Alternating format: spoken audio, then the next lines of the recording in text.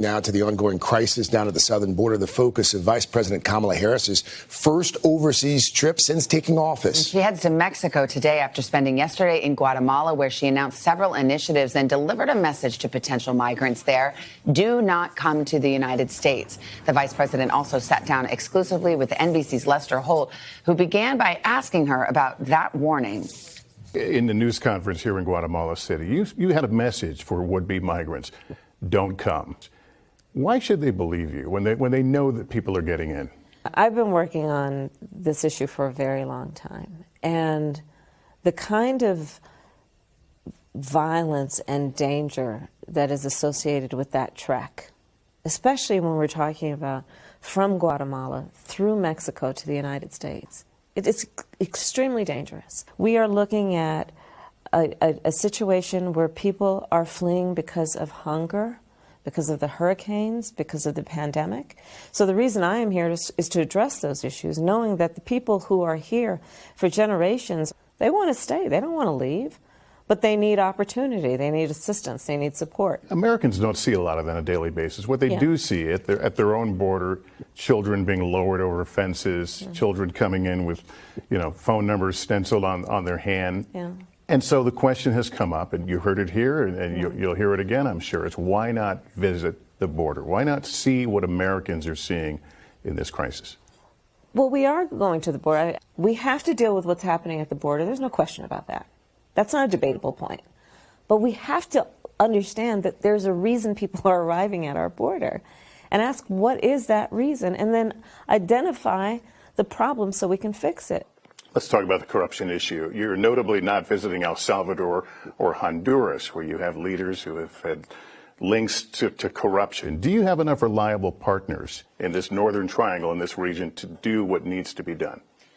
So, we are doing the work in the region as a whole. We've been engaged as an administration, as a country, at a high level with leaders in all three of the countries. So what specifically are you offering these countries you're visiting? Is there a quid pro quo? If you do this, we'll do this? No, it's not about quid pro quo. It's simply about understanding, if nothing else, that the return on our investment is the same return on your investment that if you have a neighbor on your block where you grew up who's having a hard time, it's in the best interest not only of your neighbor but yourself to help them out, right? And that's how we think about this work. What is the United States' interest in this? We're prepared to show up and do it in a way that is motivated by the best interest of diplomacy and democracy and goodwill. So how quickly does this change what we see at the border? There's not going to be a quick fix. We're not going to see an immediate return, but we're going to see progress. The real work is going to take time to manifest itself. Will it be worth it? Yes. Will it take some time? Yes. President Biden, as vice president, led a very similar effort. What's significantly different about what you're doing this time? I'm building off of what the president, then Vice President Joe Biden, did at that time, but also understanding that this moment is different in many ways. Take, for example, the pandemic. One of the first things we as a nation were able to offer Guatemala was support with their vaccines. I've made a commitment, and we announced it last week, of 500,000 vaccines to Guatemalans. Part of what we're doing is I've asked Microsoft to partner with us on what we can do to get people access to banking systems through technology and basically help them with their digital connectiveness. But the bones of the work, really, it's the same. Let's see the people, let's see their needs, and let's focus on it and understand our responsibility. Why will it be successful this time if it wasn't in the past? Well, I think there was success about what happened in the past. And again, when you look at what we're doing now, you're seeing progress. And so let's not overlook progress.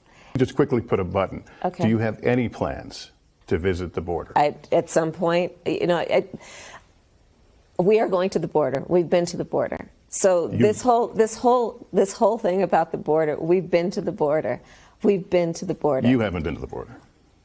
And I haven't been to Europe.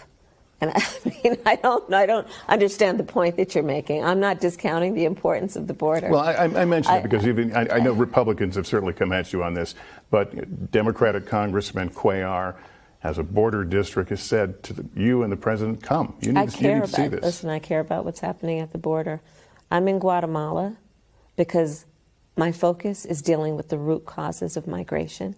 There may be some who think that that is not important, but it is my firm belief that if we care about what's happening at the border, we better care about the root causes and address them. And so that's what I'm doing.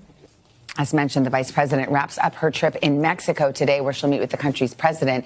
And Lester will have more of that exclusive interview tonight on NBC Nightly News. It's all part of our network-wide American Crossroads series focusing on the immigration crisis.